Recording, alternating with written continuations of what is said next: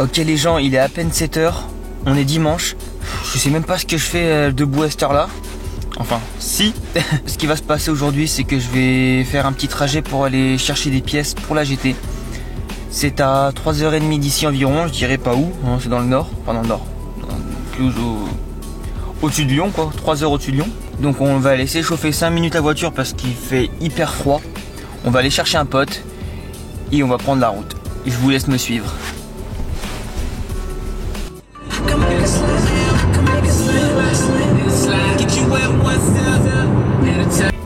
Donc là j'attends mon pote, il devrait pas tarder à descendre, on va prendre la route, donc il y a environ 3h30, 4h, je pense, entre les arrêts café, les 58 arrêts boissons, les 50 arrêts manger, on arrivera peut-être au bout de 4 heures.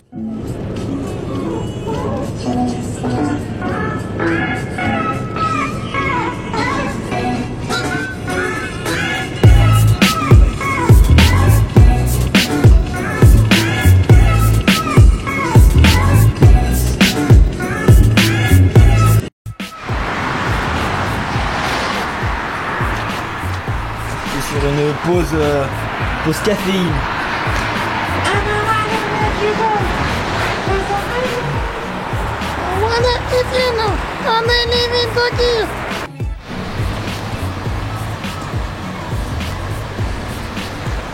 Two hours later. On a tout dans le cofio.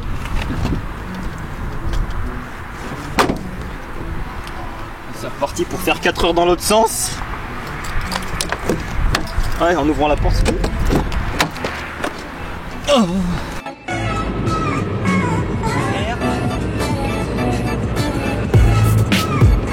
On vient d'arriver tout fraîchement à la maison avec un petit road trip bien pluvieux à 831 km.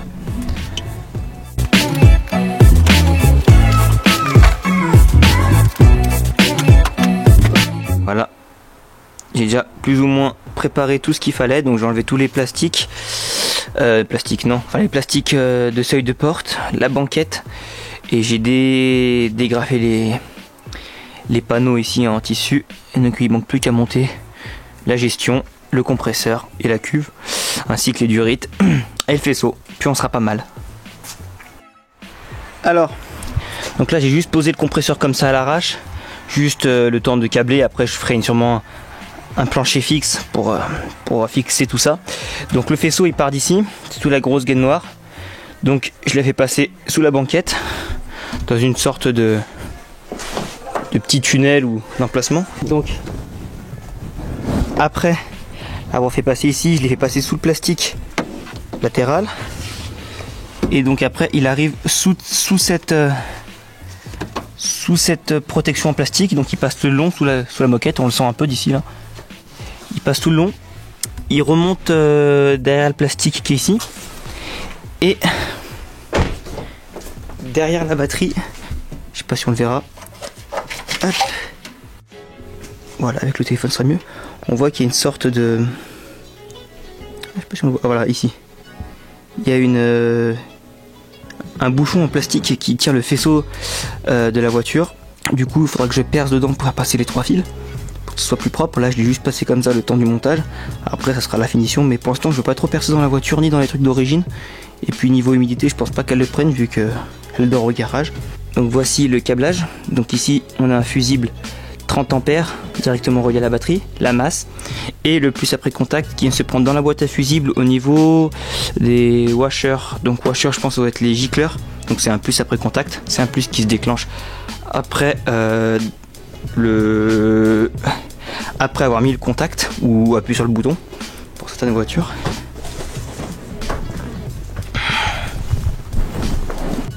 Donc là logiquement si je mets le contact,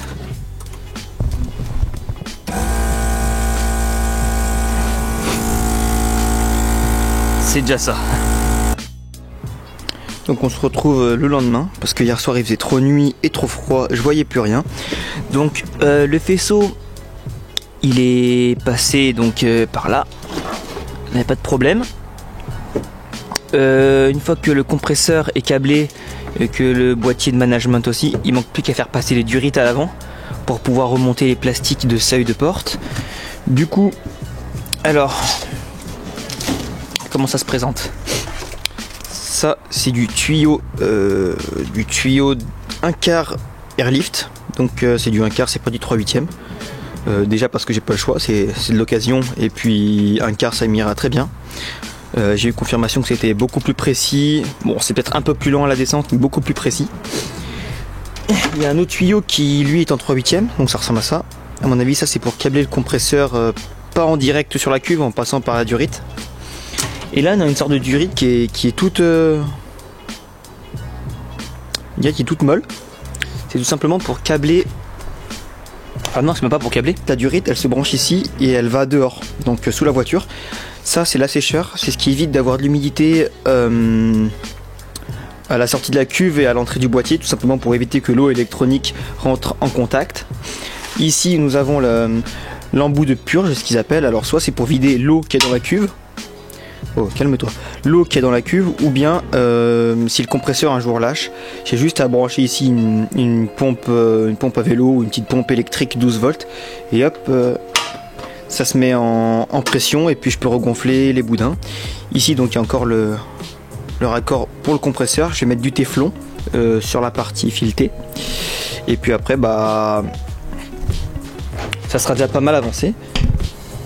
Donc ensuite, ce que je compte faire, c'est faire passer donc la durite d'air dans cette partie là, derrière le joint, là dedans, et la faire remonter au même endroit que le faisceau côté batterie. Focus. Et pareil de l'autre côté. Plastique avec la même gouttière et le même bouchon ici pour faire passer la durite et le brancher à l'amortisseur avant. Donc première durite passée. Donc elle rentre ici là, dessous le plastique derrière, là où il y a bien de la marge et que c'est pas trop serré. Donc elle passe sous le plastique et ici elle arrive pile poil dans la gouttière. Je sais pas si on va la voir, elle est là. Et c'est fait exprès, même le joint il se reclipe super bien. Ici ça va derrière le faisceau d'origine et donc ça ressort aux côtés de la batterie. Donc ici c'est le plus et le moins que j'ai débranché d'hier. Et là, la durite qui passe là. Et je l'ai fait aller le plus loin possible ici. Parce que l'amortisseur il se branchera ici. Et donc je vais faire pareil de l'autre côté. Et de l'autre côté, il y a exactement la même gommette qu'ici. Voilà, une fois les durites passées, on remonte tout ce qu'il faut. Donc le plastique ici avec les clips et les joints. Le joint qui se met en dessous. Hein? Merci Maxime. Ici on remet le seuil de porte qu'on clipse bien. Et puis c'est nickel. Alors là, ce côté là c'est magnifique. Je sais pas si on va bien le voir. Mais genre ici.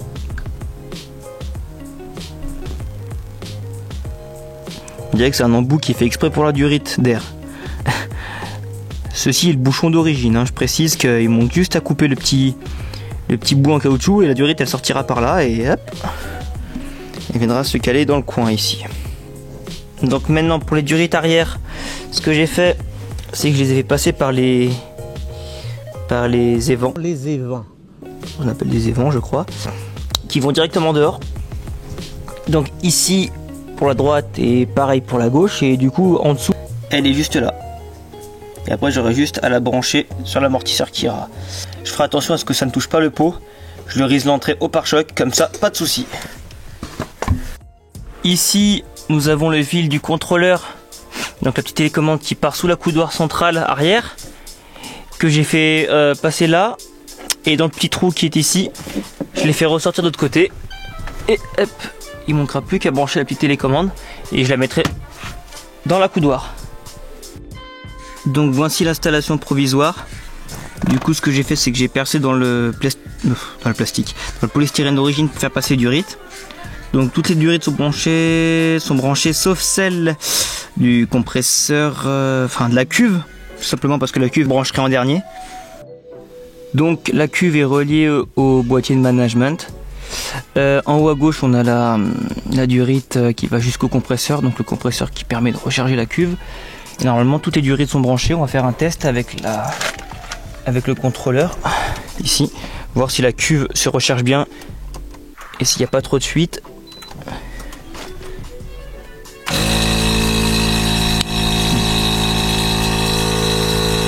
Donc on voit ici qu'elle se recharge bien. Donc là il y a 5 PSI dans la cuve. Ça va jusqu'à normalement 175 si je dis pas de bêtises. Bon, du coup j'ai arrêté le compresseur parce qu'en fait la pression montait très lentement et sous la sécheur il y avait de l'air qui sortait. Du coup j'ai décidé de démonter la sécheur et dedans on voit pas très bien mais il est bourré de calcaire et du coup je pense qu'il y a une vanne anti-retour qui reste bloquée à cause du calcaire. Du coup je vais essayer de nettoyer ça et voir si l'air sort encore quand je branche le compresseur. Donc là je sais pas si on m'entend très bien mais j'ai bien nettoyé tout le calcaire qu'il y avait dedans. Toute la nuit ça a trempé dans le vinaigre. J'ai poncé au 2000 les parois pour enlever tous les petits résidus. Et là, ça a pas l'air de fuir en dessous, donc c'est tout bon. Faudra que je mette un petit tuyau qui va dehors pour évacuer l'eau.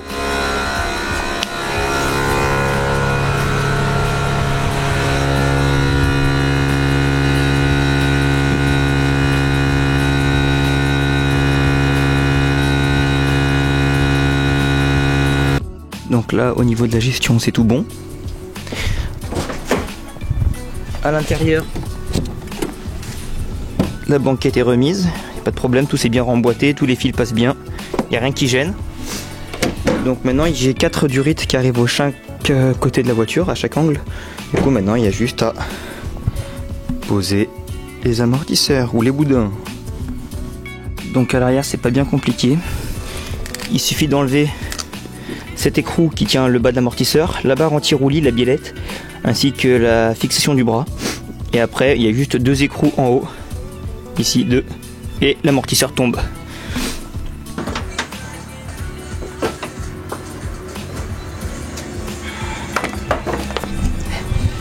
Et voilà pour l'arrière. Donc plus qu'à remonter le airlift dans le même sens. Donc voilà, hop, je sais pas si on va le voir, le premier qui est monté. Donc la durite je l'ai mis un riselant avec le plastique et j'ai connecté la durite qui partait du coffre à la durite de l'amortisseur. Donc là je suis à fond de filet avec 115 PSI, donc le maximum c'est 125. Donc là je suis encore un peu, j'ai encore un peu de marge, du coup c'est bien.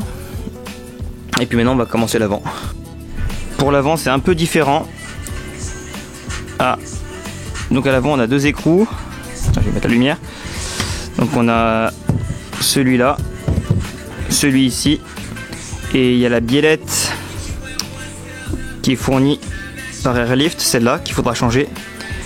Il faut débrancher le capteur d'ABS, il est juste clipsé, et dévisser la durite de frein et puis les 3 vis au-dessus.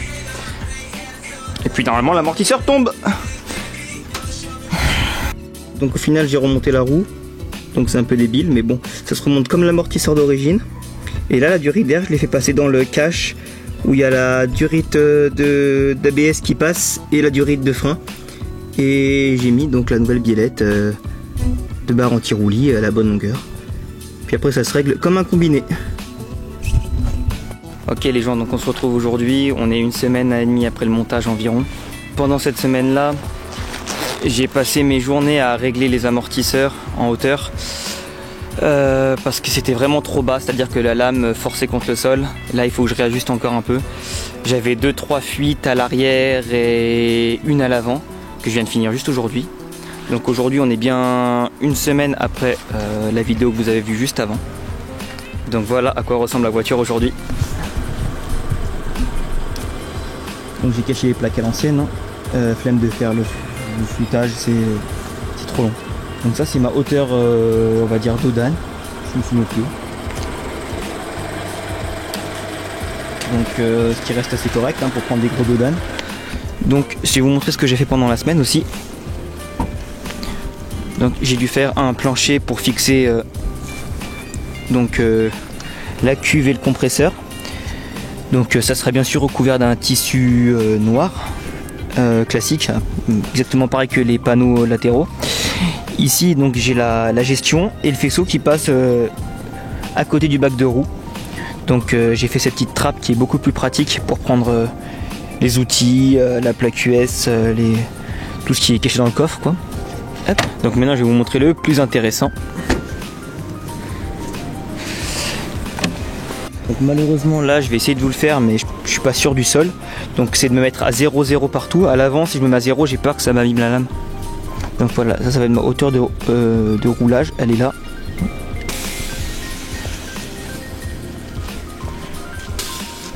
Donc, voici la hauteur de roulage. Donc ce qui est plutôt correct, hein, c'est pas très bas mais ça reste droit. Et à la hauteur à laquelle je veux. Après je pourrais rouler encore plus bas mais bon. Mais j'ai pas envie d'abîmer quelque chose alors je préfère rouler à cette hauteur. Et puis ce qu'on va faire c'est qu'on va laisser à 0, enfin presque à 0, pas trop.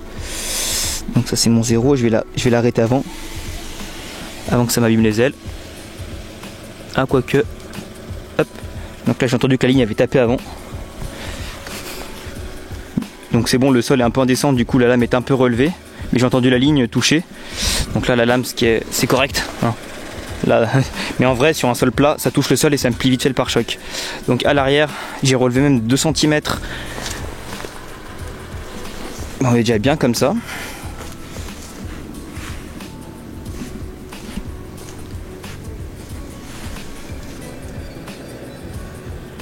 Donc à l'avant je pourrais rabaisser encore de 2-3 cm. Parce qu'au niveau des ailes, bon ce côté-là est toujours un peu plus haut, je sais pas pourquoi. Mais par contre regardez la lame. Normalement elle touche le sol sur un sol plat. Du coup ça me fait un peu... Donc cette vis il faut la meuler car derrière elle touche le boudin si on met trop de carrossage. Et voilà les amortisseurs comment ils sont câblés. Donc ce sont les tresses qui partent des amortisseurs que j'ai fait revenir dans la baie avec les durites qui passent ici. Voilà le résultat final.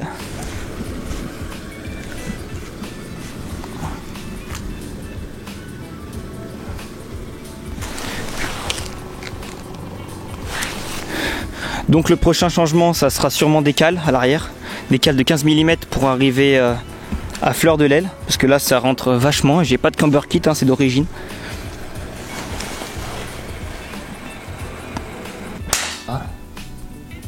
Donc voilà, c'est déjà la fin de cette vidéo. Je sais que je parle un peu lentement, c'est parce que je suis hyper fatigué. Le montage a été assez chiant, on va dire, plus qu'autre chose. À démonter les roues à chaque fois, redémonter l'amortisseur, le régler. À chaque fois c'était un peu répétitif et travailler en hiver c'est pas la meilleure saison pour bricoler on va dire. Et un gros big up à Maxime qui m'a aidé au montage du R. C'est lui qui m'a dit toutes les astuces pour faire passer les durites, le faisceau, comment tout installer, comment tout régler. Donc je mettrai son Insta ici, là, ou là, je sais pas. Il a une GT86 sur R, elle est violente. Il y a un nouveau setup qui arrive, allez voir ça, ça va être de la folie. Ça sera tout pour moi aujourd'hui, on se retrouve dans une autre vidéo, restez connectés.